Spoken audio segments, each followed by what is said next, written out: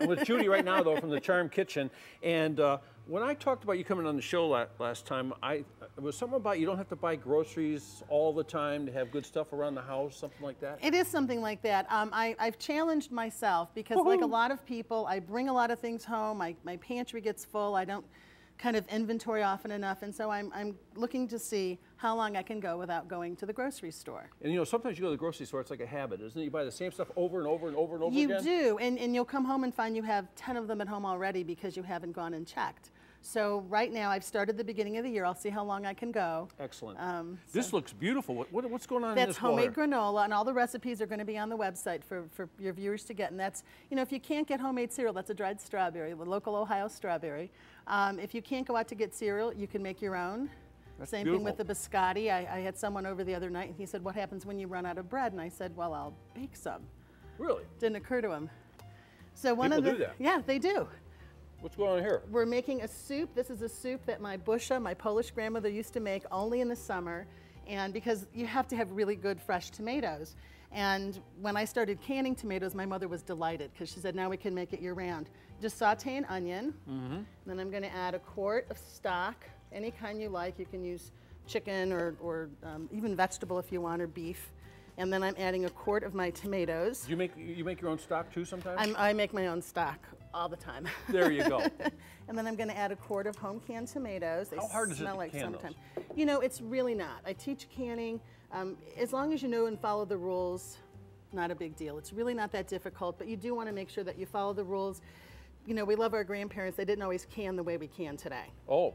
So okay. you want to make sure that you follow the USDA current recommendations. So it's a whole big thing about the bottles being perfectly sterilized and right temperatures. Right, and making sure that you do the proper processing for the kind of food that you're doing. Excellent. And then I'm going to add half a cup of raw rice, and then that's just going to come to a boil. Cover, let it simmer till the rice is cooked. Hey, when this cooks in, does that rice thicken the soup a little bit? It does. In fact, we have one that's almost finished over here.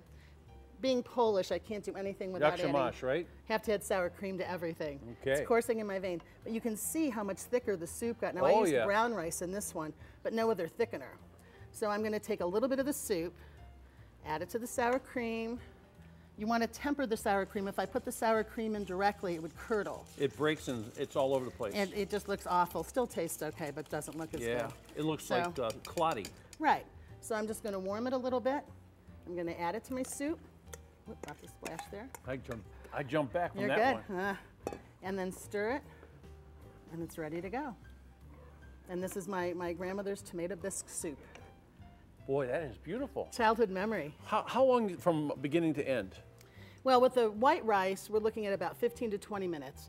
Brown rice, you're going to have to allow about 40 or 45. 40 or 45. And I sometimes do it with wild rice. Sometimes I'll add seafood to it. I'll add crab meat or shrimp the last couple minutes of cooking. Nice taste. You know, rice is a great thing for the pantry too. I mean, you put a big bag of that, and you can reach into that all the time. Right, and you can, and that's the whole thing. Like for a lot of people, like I said, go in your pantry.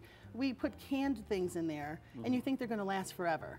And if you once a year, this time of year, go through your freezer, go through your pantry, pull the older things forward, and make sure that you're going to use them. Cycle them out. Cycle them out, and you know we do those impulse buys. If you bought something that you really don't think you're going to use, as long as it's not expired, either pass it on to a food shelter or pass it on to some friends and make sure someone uses it, because we throw a lot of food away in this country. I've got oranges in a jar at home. It's been in a cabinet, I think, since the Civil War. You know, and it looks so nice, I just can't throw it out. You know, like, well, they're preserved, I guess. I guess. Hey, we put rice in here. Could you put noodles in here also? You could if you wanted. You could do noodles, or you could even serve it. I normally don't put noodles in the soup because then they'll get mushy. Yeah. But you could have noodles separately and then just ladle it over noodles. That's great. Are those like those little thick dumpling kind of things? Yeah. That work in there? Yeah, the little spatzels. That's sort of Polish, right? That's sort of Polish. That's sort of the Polish. German version, but my grandmother made them. I want to ask you some more about some of this stuff over here. So like these dried strawberries, how do you dry strawberries? I have a dehydrator.